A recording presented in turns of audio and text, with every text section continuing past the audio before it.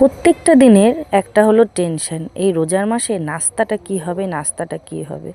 তো চলো আজকে আমি আমার একটা নাস্তার রেসিপি তোমাদের সাথে শেয়ার করি। তো ছোট্ট একটা নাস্তা, তো সেটা হলো এই কাবলি চানা দিয়ে ঘুগনি। তো প্রথমে আমি সব কিছু সিদ্ধ করে রেডি করে নিলাম, আর এখানে একটু পেঁয়াজ আর রসুন আদা টাদা যা যেগুলো লাগে আর কি।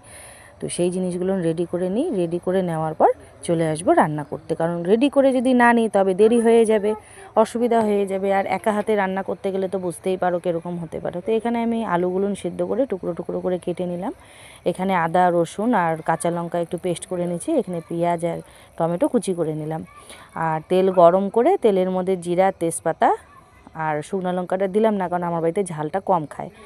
আর দিয়ে দিলাম আলুগুলো, লাল লাল করে আলুগুলো হালকা লাল লাল করে ভাজার পরে দিয়ে দিলাম পেঁয়াজগুলো। একে একে আস্তে আস্তে আমি বাকি জিনিসগুলোও দেবো। প্রথমে দিয়ে দিলাম পেঁয়াজ, তারপরে দিয়ে দিলাম টমেটো। তো এটাকে হালকা হালকা নাড়াচাড়া করব।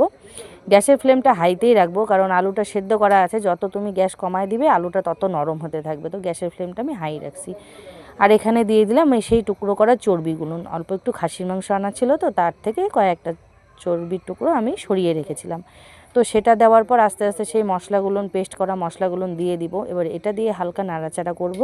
নাড়াচাড়া করার পরে বাকি যে মশলাগুলো আছে সেই মশলাগুলো আমি অ্যাড করব। তার মধ্যে আমি একদম খুব সিম্পল মশলা দিয়ে রান্না করছি, তোমরা যে যেরকম মশলা খাও সেভাবে অ্যাড করতে পারো।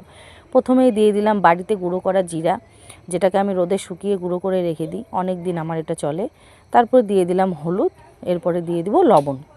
ঠিক আছে, তো লবণটা তোমরা তোমাদের স্বাদ মতন দিবে, ঝালটাও অবশ্যই তোমরা তোমাদের স্বাদ মতো দিবে, কারণ ঝাল সবাই কম বেশি, কেউ কম খায়, কেউ পরিমাণে বেশি খায়। যেমন আমাদের বাড়িতে ঝালটা একদমই খায় না, তার জন্য আমি ঝালটা একটু কমই দিই।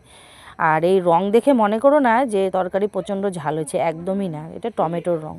ঠিক আছে, তো এগুলো দিয়ে হালকা নাড়াচাড়া করব, কষাবো। কষানোর পরে আস্তে আস্তে যখন তেলটা ছেড়ে দিবে মশলার থেকে, তখন আমি অ্যাড করে দেবো মেন জিনিস, যেটা হলো কাবলি চানা। এই চানারই হবে আজকে রেসিপি। রেসিপি বলতে পারো, তরকারি বলতে পারো, অনেকে অনেক কিছু বলে। যেমন আমাদের এখানে এটাকে বুট বলে, ছোলাটাকে তো আমরা বুট বলি, তো এটাকেও এখানে বুটই বলে। তো আমরা বুটই বলি, বুট বলি, কাবলি চানা বলি। আরে চলো না, তোমরা যে যেভাবে নিতে পারো সেভাবে বলবে, তাতে কি যায় আসে, জিনিসটা খাওয়া গেলেই হলো। আর এইভাবে করে কষানোর পরে হালকা পানি দিয়ে রেডি হয়ে গেল আমার ঘুগনি।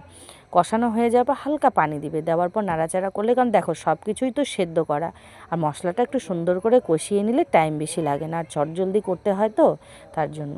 এটা করার পর চলে আসলাম রুটি বানানোর জন্য। ঘুগনি হবে আর রুটি হবে না, তাহলে তো মজাই লাগবে না। সব কিছু তো আর রুটি দিয়ে, সব কিছু তো আর মুড়ি দিয়ে ভালো লাগে না, তার জন্য অল্প একটু করে কয়েকটা রুটি বানিয়ে নিলাম সবার জন্য। তো প্রথমে নাস্তাটা রেডি করে আমি